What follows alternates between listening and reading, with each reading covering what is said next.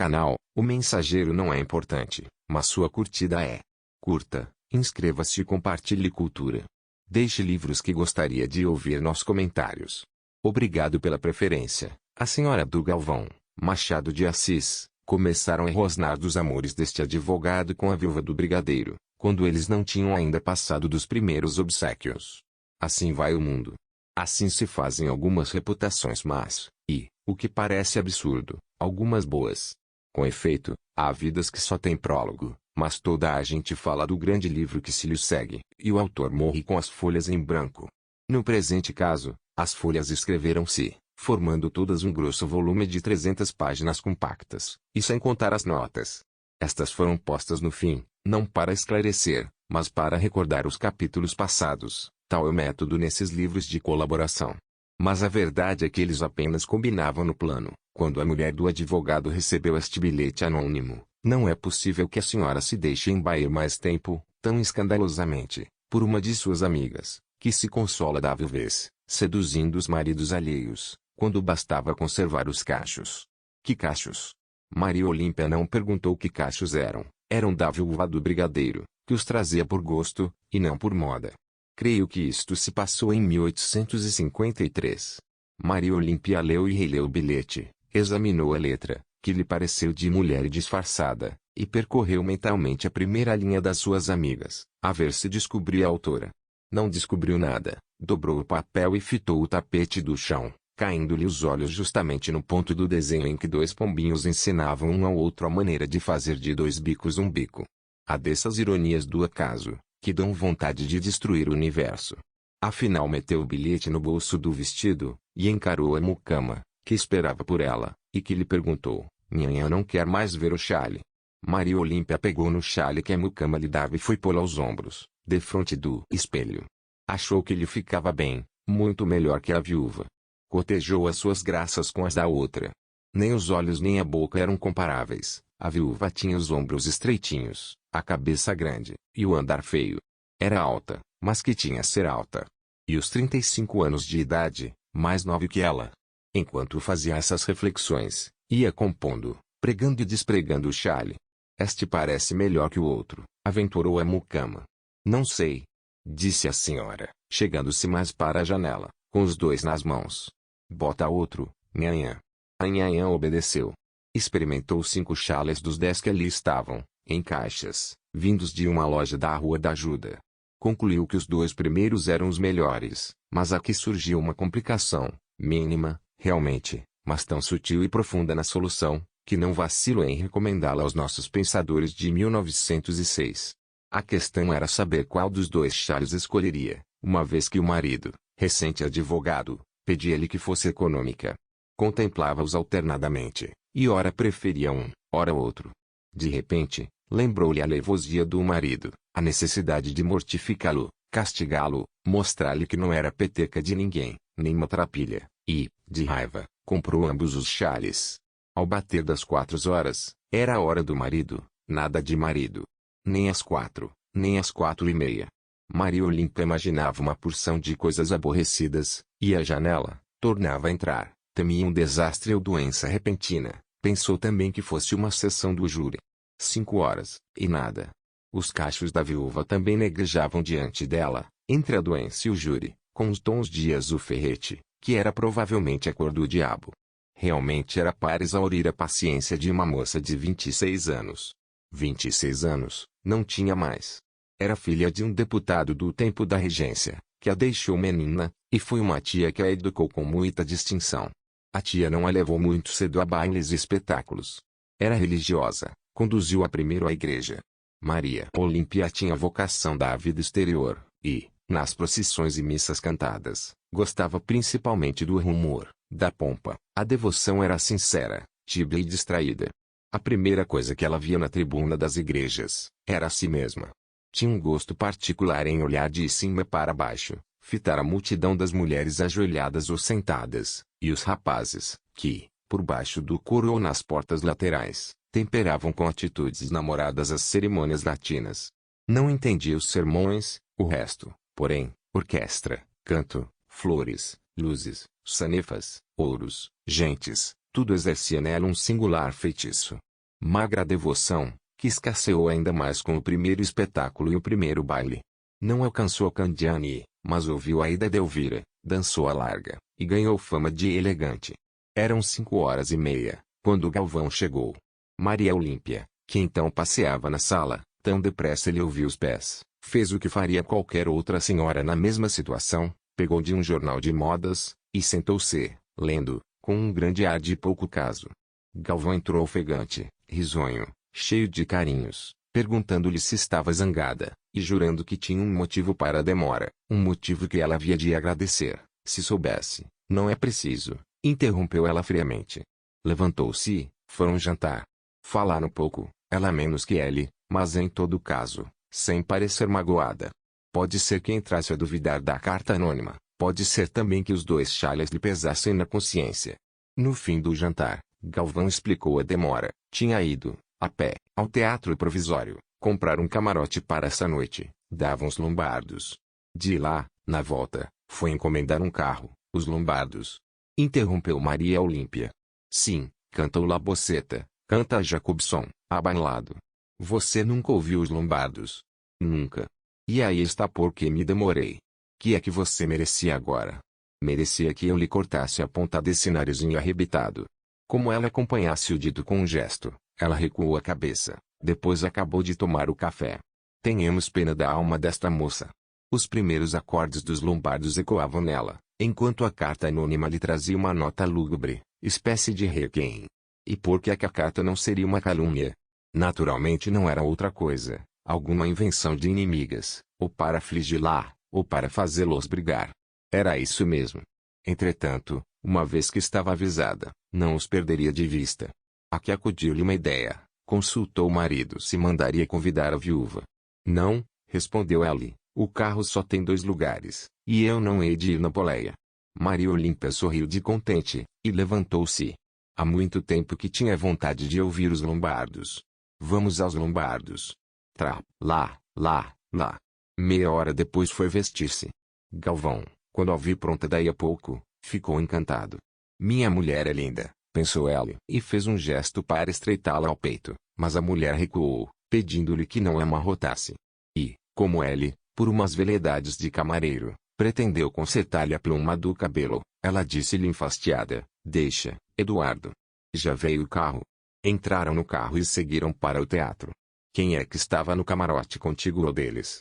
Justamente a viúva e a mãe. Esta coincidência, filha do acaso, podia fazer crer algum ajuste prévio. Maria Olímpia chegou a suspeitá-lo, mas a sensação da entrada não lhe deu tempo de examinar a suspeita. Toda a sala voltara-se para vê-la, e ela bebeu, a tragos demorados, o leite da admiração pública. Demais, o marido teve a inspiração, maquiavélica, de lhe dizer ao ouvido, antes a mandasses convidar, ficava-nos devendo o favor. Qualquer suspeita cairia diante desta palavra. Contudo, ela cuidou de os não perder de vista, e renovou a resolução de 5 em 5 minutos, durante meia hora, até que, não podendo fixar atenção, deixou-a andar. Lá vai ela, inquieta, vai direito ao clarão das luzes, ao esplendor dos vestuários, um pouco à ópera, como pedindo a todas as coisas alguma sensação deleitosa em que se espreguice uma alma fria e pessoal. E volta depois à própria dona, ao seu leque, às suas luvas, aos adornos do vestido, realmente magníficos. Nos intervalos, conversando com a viúva, Maria Olímpia tinha a voz e os gestos do costume, sem cálculo, sem esforço, sem ressentimento, esquecido da carta. Justamente nos intervalos é que o marido, com uma discrição rara entre os filhos dos homens, ia para os corredores ou para o saguão pedir notícias do ministério. Juntas saíram do camarote, no fim, e atravessaram os corredores. A modéstia com que a viúva trajava podia realçar a magnificência da amiga.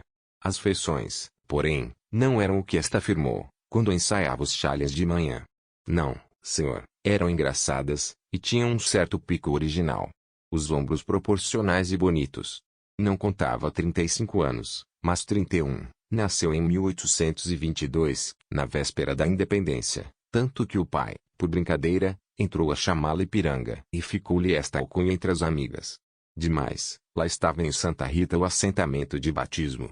Uma semana depois, recebeu Maria Olímpia outra carta anônima. Era mais longa e explícita. Vieram outras, uma por semana, durante 3 meses. Maria Olímpia leu as primeiras com algum aborrecimento, as seguintes foram calejando a sensibilidade. Não havia dúvida que o marido demorava-se fora, muitas vezes, ao contrário do que fazia dantes, ou saía à noite e regressava à tarde, mas, segundo dizia, gastava o tempo no Wallerstein ou no Bernardo, em palestras políticas. E isto era verdade, uma verdade de 5 ou 10 minutos, o tempo necessário para recolher alguma anedota ou novidade, que pudesse repetir em casa, à laia de documento. Dali seguia para o Largo de São Francisco, e metia-se no ônibus. Tudo era verdade. E, contudo, ela continuava a não crer nas cartas. Ultimamente, não se dava mais ao trabalho de as refutar consigo, lia-as uma só vez, e rasgava-as. Com o tempo foram surgindo alguns indícios menos vagos, pouco a pouco, ao modo do aparecimento da Terra aos navegantes, mas este Colombo teimava em não crer na América. Negava o que via, não podendo negá-lo, interpretava-o, depois recordava algum caso de alucinação, uma anedota de aparências ilusórias, e nesse travesseiro cômodo e mole punha a cabeça e dormia. Já então, prosperando-lhe um escritório, dava o Galvão partidas e jantares, iam a bailes, teatros, corridas de cavalos.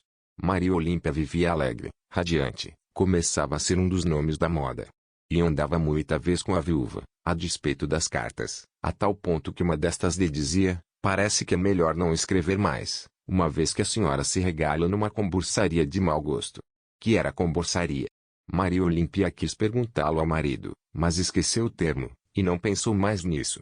Entretanto, constou ao marido que a mulher recebia cartas pelo correio. Cartas de quem? Esta notícia foi um golpe duro e inesperado.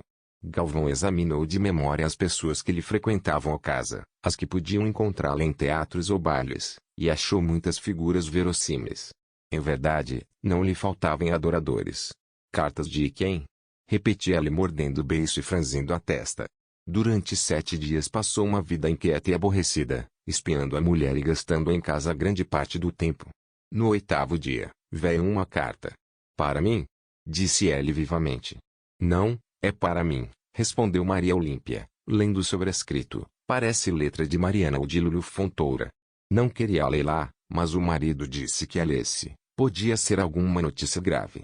Maria Olímpia leu a carta e dobrou-a, sorrindo, e aguardá-la, quando o marido desejou ver o que era. Você sorriu, disse ele gracejando. Há de ser algum epigrama comigo. Qual? É um negócio de moldes. Mas deixa ver. Para quê, Eduardo? Que tem? Você, que não quer mostrar, por algum motivo há de ser. D.K. Já não sorria, tinha a voz trêmula. Ela ainda recusou a carta, 1, 2, 3 vezes. Teve mesmo ideia de rasgá-la, mas era pior, não conseguiria fazê-lo até o fim. Realmente, era uma situação original. Quando ela viu que não tinha remédio, determinou ceder. Que melhor ocasião para ler no rosto dele a expressão da verdade. A carta era das mais explícitas, falava da viúva em termos crus. Maria Olímpia entregou-lhe. Não queria mostrar esta, disse-lhe ela primeiro, como não mostrei outras que tenho recebido e botado fora, são tolices, intrigas, que andam fazendo para. Leia a carta. Galvão abriu a carta e deitou-lhe os olhos ávidos. Ela enterrou a cabeça na cintura, para ver de perto a franja do vestido. Não o viu empalidecer. Quando ele, depois de alguns minutos, proferiu 2 ou 3 palavras, tinha já a fisionomia composta e um esboço de sorriso. Mas a mulher, que o não adivinhava, respondeu ainda de cabeça baixa, só a levantou daí a 3 ou 4 minutos, e não para fitá-la de uma vez, mas aos pedaços, como se temesse descobrir-lhe nos olhos a confirmação do anônimo. Vendo-lhe, ao contrário, um sorriso, achou que era o da inocência, e falou de outra coisa. Redobraram as cautelas do marido. Parece também que ela não pôde esquivar-se a um tal ou qual sentimento de admiração para com a mulher. Pela sua parte, a viúva, tendo notícia das cartas, sentiu-se envergonhada, mas se agiu depressa, e requintou de maneiras afetuosas com a amiga. Na 2ª ou 3ª semana de agosto, Galvão fez-se sócio do Cassino Fluminense. Era um dos sonhos da mulher. A 6 de setembro fazia anos a viúva, como sabemos.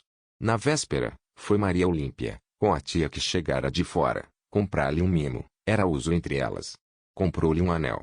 Viu na mesma casa uma joia engraçada, uma meia-lua de diamantes para o cabelo, emblema de Diana, que lhe iria muito bem sobre a testa. De Maomé que fosse, todo o emblema de diamantes a cristão. Maria Olímpia pensou naturalmente na primeira noite do cassino, e a tia, vendo-lhe o desejo, quis comprar a joia, mas era tarde, estava vendida. Veio a noite do baile. Maria Olímpia subiu comovida as escadas do cassino.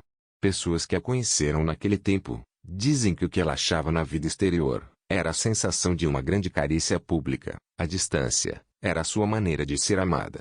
Entrando no cassino, ia recolher nova cópia de admirações, e não se enganou, porque elas vieram, e de fim na casta. Foi pelas 10h30 que a viúva lhe apareceu. Estava realmente bela, trajada a primor, tendo na cabeça meia lua de diamantes. Ficava-lhe bem o diabo da joia, com as duas pontas para cima, emergindo do cabelo negro. Toda a gente admirou sempre a viúva naquele salão. Tinha muitas amigas, mais ou menos íntimas, não poucos adoradores, e possuía um gênero de espírito que espertava com as grandes luzes. Certo secretário de legação não cessava de a recomendar aos diplomatas novos, causez avec Madame Tavares, c'est adorable. Assim era nas outras noites, assim foi nesta. Hoje quase não tenho tido tempo de estar com você, disse ela a Maria Olímpia, perto de meia-noite. Naturalmente, disse a outra abrindo e fechando o leque, e, depois de umedecer os lábios, como para chamar a eles todo o veneno que tinha no coração, Ipiranga, você está hoje uma viúva deliciosa. Vem seduzir mais algum marido? A viúva empalideceu e não pôde dizer nada. Maria Olímpia acrescentou, com os olhos, alguma coisa que a humilhasse bem, que lhe respingasse lama no triunfo. Já no resto da noite falaram pouco, 3 dias depois romperam para nunca mais.